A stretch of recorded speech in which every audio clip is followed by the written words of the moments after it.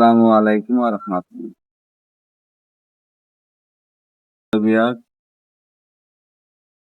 আমরা এই হিন্দু পণ্ডিত ভাইয়ের ভিডিওটা অত্যন্ত মনোযোগ সহকারে শুনুন, দেখেন কি বলেন।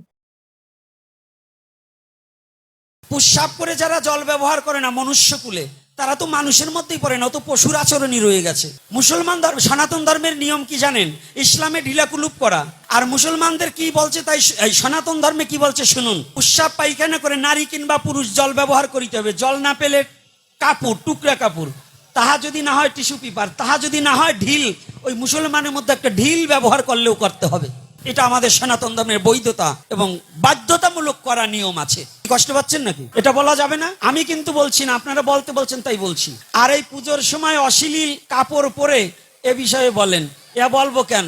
যারা ছেলে মেয়ে জন্ম দিয়েছেন সেই মা বাবা কতটুকু সচেতন যে আপনার মেয়ে অশ্লীল পোশাক পরবে, আপনার ছেলে অশ্লীল পোশাক পরবে, এই গুরুদেবদের ঠেকা পড়ছে নাকি? যদি আপনি প্রকৃত মা বাবা হন, আপনি সন্তান জন্ম দিলে যে সন্তান আপনার কমেন্ট মানবে না, আপনার শালীনতা বজায় রাখবে না, যে সন্তান আপনার বদনাম করবে, ওকে ত্যায্য পুত্র করে ঘোষণা দিয়ে দিন। সনাতন ধর্মে কোনো অশ্লীল পোশাক পরা বৈধতা নয়।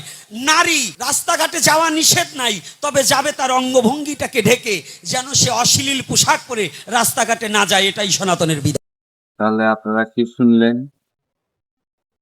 আমার কাছে অত্যন্ত ভালো লেগেছে এই হিন্দু পণ্ডিত ভাইয়ের কথাটা। আপনাদের এই মূল্যবান মতামত এবং কমেন্ট আমাকে জানান, ভিডিও দেখুন। ধন্যবাদ। আল্লাহ হাফেজ।